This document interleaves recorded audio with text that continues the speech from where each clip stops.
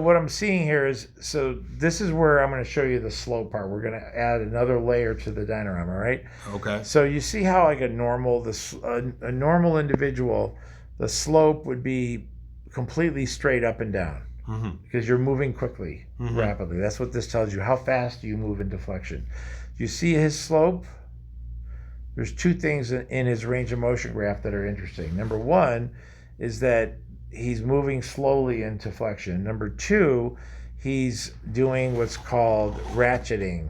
You use that term in your school? Not. I've heard it. Okay.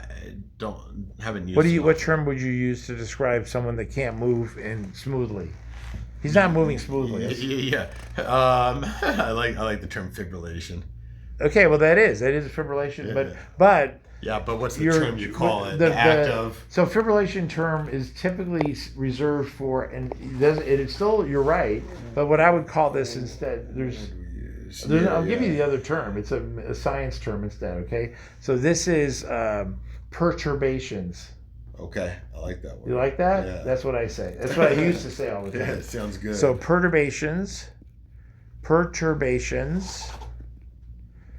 in the ROM graph.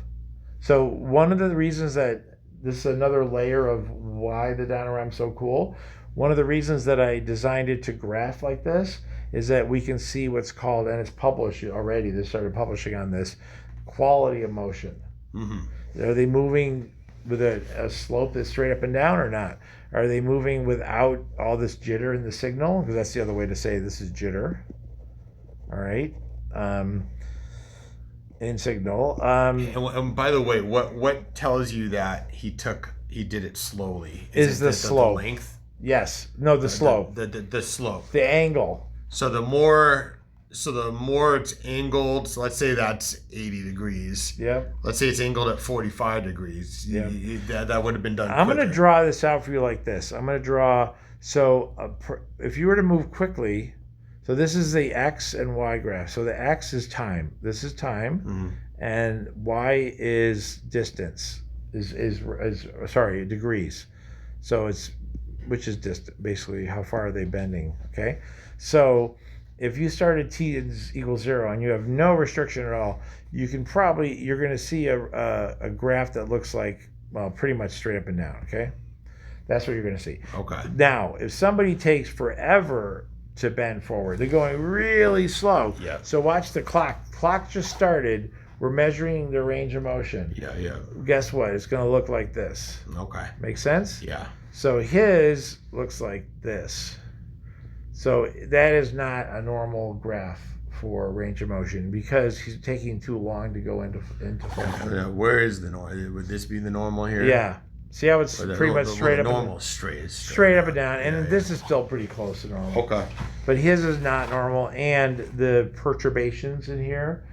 Don't use fibrillation because that's the reason I say it is that in the core room setting, if there's someone that knows, they're going to say that's a term reserved for muscles. Yeah.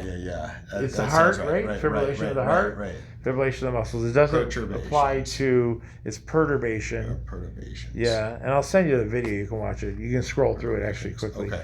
All right. So, but what we see here is that when you go into flexion, he's going far enough that you'd see the flexion relaxation response. It's supposed to look like this.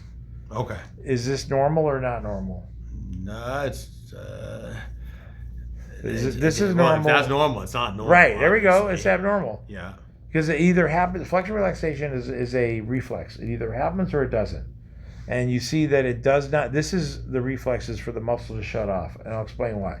When you bend forward, there's a shift that occurs at around 35 degrees or 30 degrees, where you go from muscles controlling everything to connective tissue and ligaments controlling everything, meaning the muscles shut off.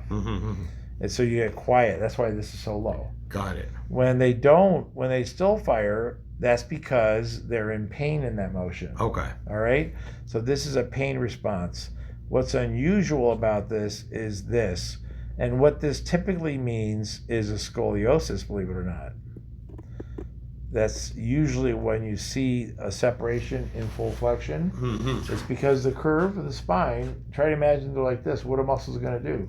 Fire more on one side than the other.